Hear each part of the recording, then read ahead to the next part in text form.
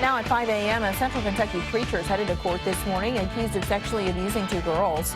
Also on WKYT this morning, an eastern Kentucky community bands together after losing 4 of their own in a head-on crash. And it is the busiest shipping day of the year for UPS. How you can prevent your Christmas gifts from getting stolen and ending up in the wrong hands.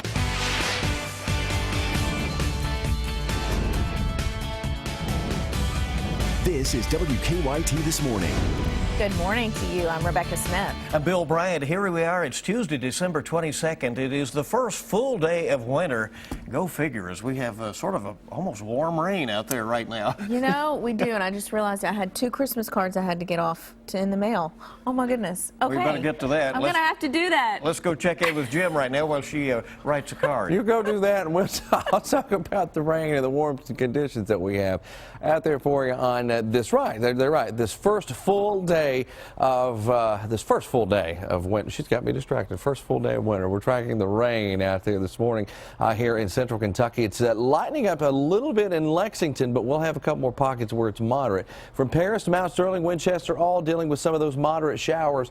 We move a little more toward the east. We're looking in on the folks in Moorhead, and you can see there also now starting to see some of that rain cruise into the area and back toward our southwest into Danville, Harrodsburg. It's coming for you again. Now here's the positive spin on that. This will wrap up. We'll have a decent afternoon and evening, temperatures in the mid-60s, most of the rain gone. But we'll do it again tomorrow, and maybe even with some stronger severe thunderstorms. I'll track those chances coming up in just a few minutes. All right, crazy weather for this time of year. Thank you very much. Leading our news, a Powell County minister accused of sexually abusing 2 girls will be going before a judge later this morning. Steve Williams holds several titles in the community: minister, school bus driver, volunteer firefighter. WKYT's Mark Barber is live to explain what we can expect in today's hearing. Good morning, Rebecca. And the Powell County preacher who is accused of abusing 2 girls in his church, he's here in the Clark County Detention Center this morning, but later today he will be taken back to Powell County where he will face 2 charges of first-degree sexual abuse. Stephen Williams, he is a minister who turned in his resignation letter at his church on Friday, the same day where he was later arrested and charged. Now, deputies say the minister at Bowen First Church of God touched 2 girls who went to his church inappropriately. Investigators tell WKYT that Williams abused one of the girls in the church, and he abused the second girl during a church field trip. According to Williams' charges, one of the alleged victims is younger than 12, the other is younger than 18. Williams is 52.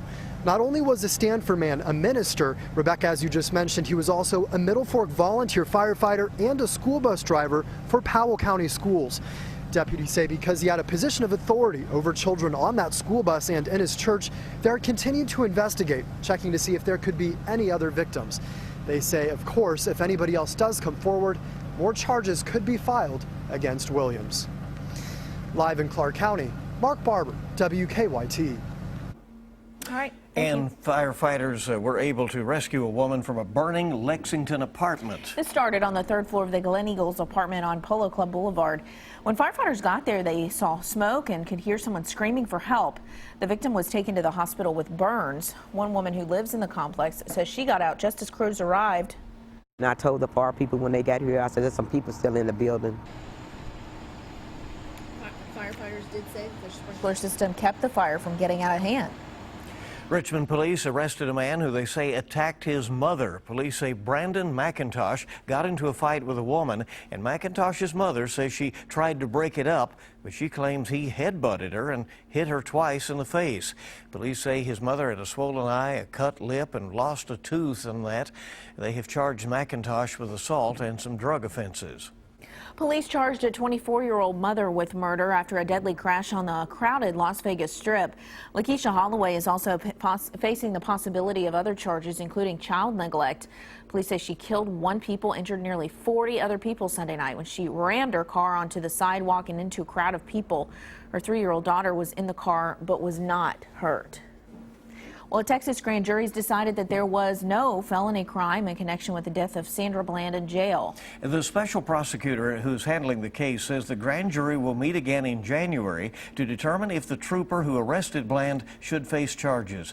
Bland was pulled over for an improper lane change. The new trial for a Baltimore officer, William Porter, is now set to start in June. Porter is one of 6 officers facing charges in the death of Freddie Gray.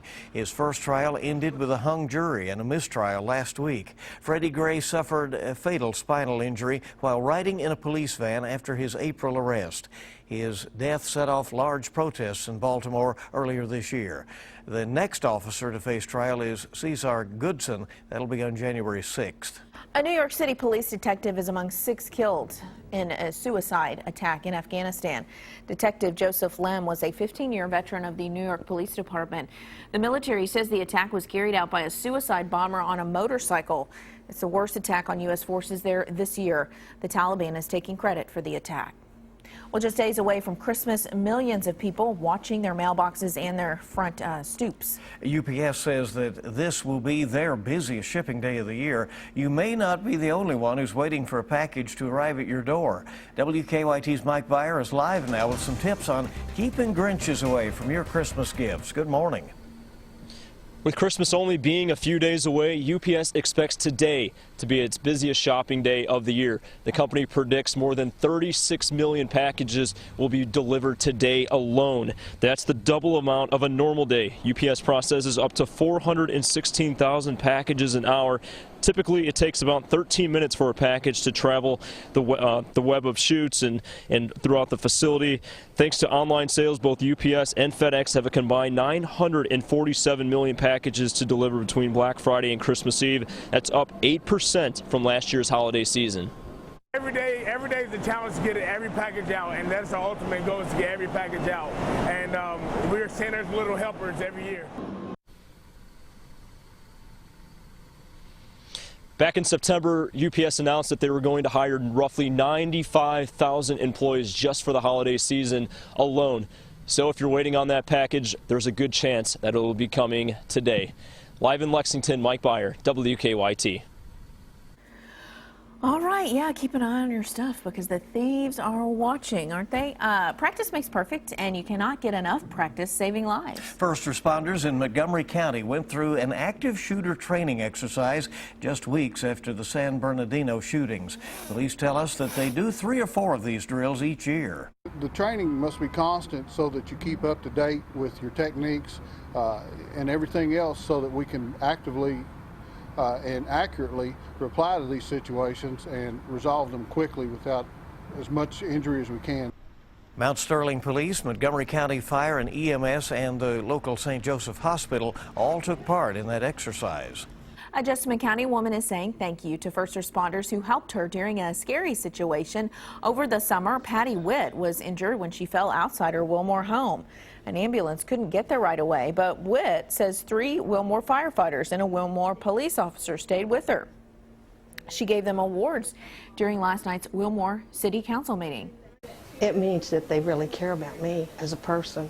You know, their job is important to them. I think they really care about their job, the people they take care of. And they showed me that when they were there that day. Well, Witt also says the first responders made sure her cat was taken care of as well. So very neat to see them honored by that nice lady who appreciates them. All right, yeah, she wanted to say thanks, and she did in a big way. Cool. Yeah. Well, Harlan County native and the Voice winner, Jordan Smith, got a big welcome home. Did he ever? Thousands lined the streets of downtown Hazard yesterday for a parade in his honor. And many people in Harlan County told us that Jordan's win on The Voice last week inspired them. And Jordan says he competed to give them hope. That means so much to me. You know, that's one of the main reasons that I wanted to do something like this, was just to be able to come back and show them, you know, there's hope, and hopefully inspire everyone here. Jordan's alma mater, the Harlan County High School Band, led the parade, and he was a member of that band, by the way. And there's a word that they're going to be naming a wing of the Harlan County High School where the band, the band room and all that, for Jordan Smith. Oh, so, very cool. And he seems appreciative. Yeah. He seems like such a nice guy. So I'm sure more honors to come. WKYT this morning, just getting started on your Tuesday. 3 days now until Christmas. Some architects are putting their skills to charity work. They're not designing new homes or buildings, but they have put an interesting spin on clean food drives. And we've got an interesting spin on Christmas. It's going to rain. We might have record highs, thunderstorms. It's all coming at us right now and through the next several days. We'll track all of it coming up.